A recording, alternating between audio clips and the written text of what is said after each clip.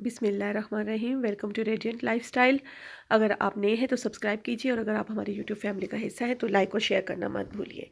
سب کو میری طرف سے جشن پر نور امام زمانہ بہت بہت مبارک ہو۔ چاند کی 14ویں نور بھی 14واں، چاند کی 14ویں نور بھی 14واں، 14ویں کے اترنے کی شب دوستو۔ یہ آج وہ دن ہے 15 شعبان کہ جس دن امام زمانہ حضرت مہدی علیہ السلام کی ولادت ہوئی، اور انشاءاللہ آپ اور ہم مل کر کیوں نہ دعا کریں کہ جلد سے جلد وہ دن آئے کہ جب امام زمانہ کا ظہور ہو، جلد سے جلد وہ دن آئے اور ہم صرف ظہور میں ہوں نہیں بلکہ ان کے نوکروں میں شمار ہوں، ان کے غلاموں میں شمار ہوں، ان کے لشکریوں میں ہمارا شمار ہو۔ اور کاش شعبان کوئی ایسا بھی منایا جائے، ظاہراً مہدی آخر کو بلایا جائے، اور پہلی شعبان کو محفل کی صدارت وہ کریں، پہلی شعبان کو محفل کی صدارت وہ کریں، ان کو بی بی کا قصیدہ بھی سنایا جائے، اور 3 شعبان کو عزا خانہ سجے، 3 شعبان کو عزا خانہ سجے، اور 4 شعبان کو علم اس پہ لگایا جائے، 5 شعبان کو سجدے بڑے طولانی ہوں۔ کیونکہ اس دن وہ آیا ہے جس کو سید الساجدین کہا جاتا ہے۔ 5 شعبان کو سجدے بڑے طولانی ہوں، جشن سجاد میں سجدوں کو سجایا جائے، اور 11 شعبان کو جاگیر علی اکبر میں کربلا سارے محبوں کو بلایا جائے، اور تعطیل کا اعلان ہو 15 شعبان، بس ہمیں شربت دیدار پلایا جائے، اور بس ہمیں شربت دیدار پلایا جائے۔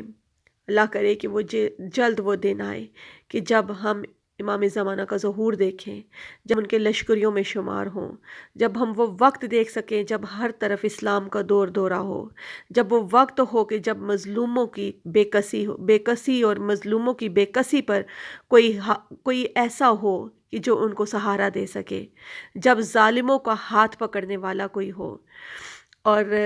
آپ سب کو بہت بہت مبارک رات، سب نے انشاءاللہ میرا یقین ہے کہ سب نے عبادت میں گزاری ہوگی۔ میں نے آپ کو اپنی دعاؤں میں یاد رکھا، اور یقیناً آپ نے بھی دعا میں یاد رکھا ہوگا۔ برکتوں والی رات گزری ہے، رحمتوں والی رات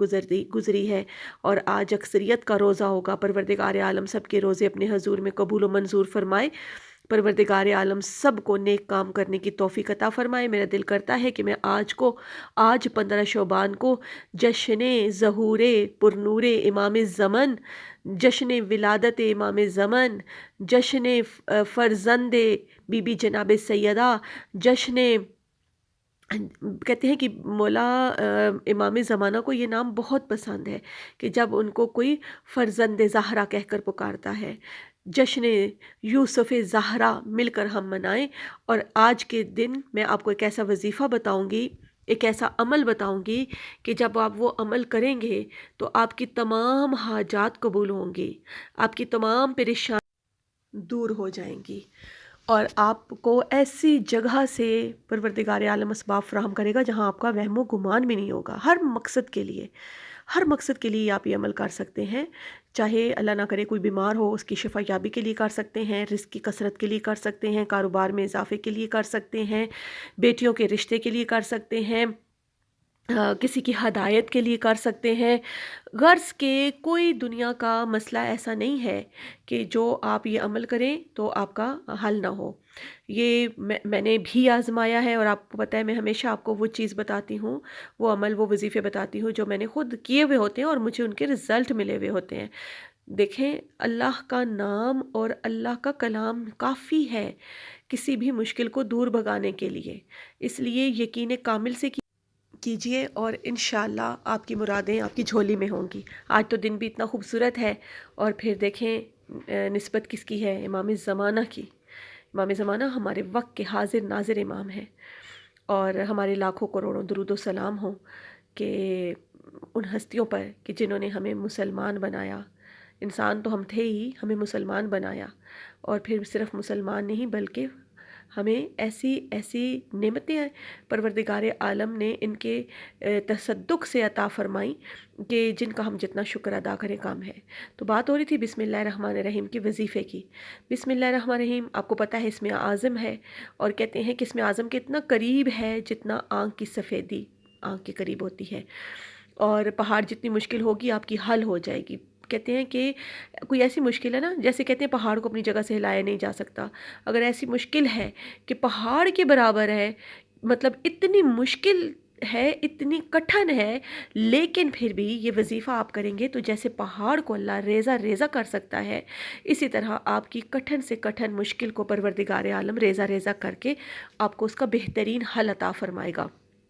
پروردگار عالم آپ کی ایسی جگہوں سے اسباب آپ کو فراہم کرے گا کہ جہاں آپ سوچ بھی نہیں سکتے۔ عمل یہ ہے کہ صرف آپ نے 12,000 مرتبہ بسم اللہ کو پڑھنا ہے، اور پڑھنا کیسے ہے؟ 1000 مرتبہ پڑھنا ہے، پھر 2 رکعت نماز حاجت پڑھنی ہے، پھر 1000 مرتبہ پڑھنا ہے، پھر 2 رکعت، مطلب ہر 1000 کے بعد 2 رکعت نماز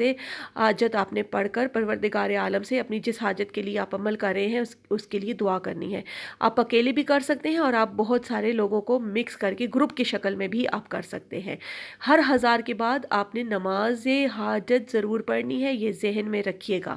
1000 پورا ہو جب تو پھر آپ جو ہے وہ 2 رکعت نماز حاجت پڑھ لیا کریں، اور جو بھی دعا مانگیں گے آپ دیکھیے گا کہ آپ کی دعائیں قبول ہوں گی۔ یہ 3 دن کا عمل ہے، 3 دن میں آپ نے مسلسل 12,000 مرتبہ پڑھنا ہے، ہر 1000 کے بعد 2 رکعت نماز حاجت پڑھنی ہے، اور پھر 12,000 جب مکمل ہو جائے پروردگار عالم کے حضور ہاتھ بلند کر کے دعا کرنی ہے۔ آپ دیکھیے گا کہ آپ کی دعائیں کیسے مستجاب ہوں گی، آپ کی کیسے مشکلات حل ہوں گی، آپ کی پریشانیاں کیسے دور ہوں گی، اگر کاروبار میں کوئی بندش ہے تو کیسے کھل جائے گی، بیٹیوں کے رشتوں میں کوئی رکاوٹ ہے تو کیسے دور ہو جائے گی، اور کیسے آپ دیکھیں گے کہ اگر آپ اللہ نہ کرے لیکن اگر آپ کے گھر میں رزق کی تنگی ہے تو آپ دیکھیں گے کہ کیسے آپ کا جہاں وہم و گمان بھی نہیں ہے وہاں سے آپ کے لیے رزق آنا شروع ہو جائے گا۔ پروردگار عالم کے حضور میری بھی یہی دعا ہے کہ جو بھی اس عمل کو کرے اس کو پروردگار عالم اس کو بہترین اجر عطا فرما کر ان کی جو دعائیں ہیں، جو مشکلات ہیں، جو پریشانیاں ہیں، پروردگار عالم آج کے دن کا صدقہ اور بسم اللہ الرحمن الرحیم کے صدقے میں پروردگار عالم ان کی جھولیاں خوشیوں سے بھر دے اور ان کی گودیوں میں مرادوں کے پھول پروردگار عالم ڈالے۔ آپ انشاءاللہ کریے گا اور ضرور مجھے کومنٹ میں بتائیے، کومنٹ کر کے مجھے بتائیے گا، اور کئی لوگوں نے تو کیا بھی ہوگا تو وہ بھی مجھے ضرور بتائیں کہ کیا آپ میں جو کہہ رہی ہوں وہ صحیح ہے، اور میرا تو یقین کامل ہے، میں نے جب بھی کیا 3 دن کرتی ہوں، بعض دفعہ 3 دن سے پہلے مشکل حل ہو جاتی ہے اور بعض دفعہ 3 دن پورے ہونے کے بعد وہ مشکل حل ہو جاتی ہے، اور جو بھی دعا کرتی ہوں وہ قبول ہو جاتی ہے۔ میرا یقین ہے کہ آپ کی بھی دعائیں ضرور قبول ہوں گی، کیونکہ ہم اس کے حضور دعا کرتے ہیں جو پروردگار عالم قرآن پاک میں ارشاد فرماتا ہے کہ تم مجھ سے مانگو میں تمہیں عطا کروں گا۔ جب وہ کہہ رہا ہے کہ عطا کروں گا تو ہو ہی نہیں سکتا کہ وہ عطا نہ کرے۔ جب وہ بن مانگے دیتا ہے تو وہ مانگنے پر کیسے نہیں عطا فرماتا۔ یہ اس کی شان کریمی ہے کہ وہ اپنے بندوں کو کبھی خالی نہیں لوٹاتا۔ آپ اپنی دعاؤں میں یاد رکھیے گا، آپ سب کی حاجات قبول ہو، آمین ثم آمین۔